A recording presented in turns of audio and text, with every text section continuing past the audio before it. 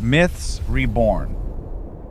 Mokosh was one of the few goddesses whose cult among the Slavs was no lesser than that of male gods.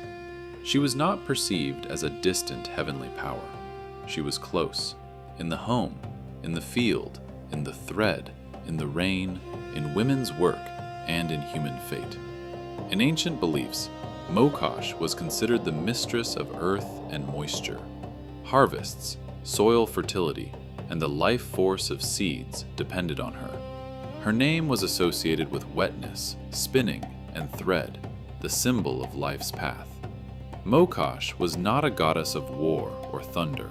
Her power was quiet, yet inevitable. She ruled not through impact, but through consequence. Not through the event itself, but through what grows out of it. In folk belief, she was the protector of women, of spinners, of mothers, of those who hold a home not with a sword, but with patience. It was believed that she saw every effort and every injustice. She was said to hold power over the thread of fate, not as in later myths, where fate is cut with scissors, but as in a craft. Fate is spun, stretched, tangled, and mended. They said that if a person lived dishonestly, the thread became knotted.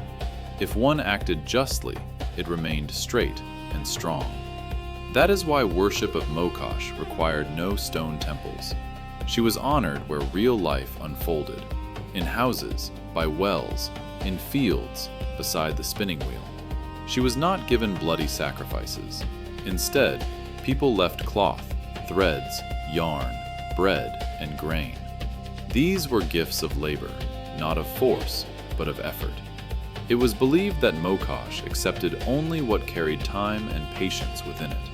Women addressed her in whispers, not asking for wealth, but asking for order, that a child be born alive, that a marriage not break, that hands not lose their skill, that fate not become tangled.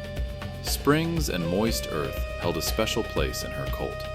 By water, ribbons and cloth were left behind. It was believed that through water, Mokosh heard human words most clearly. Moisture was a sign of her presence, dryness a sign of broken balance. Mokosh was also associated with Friday, a day when women were forbidden to spin and sew. It was her day, a day of silent hands.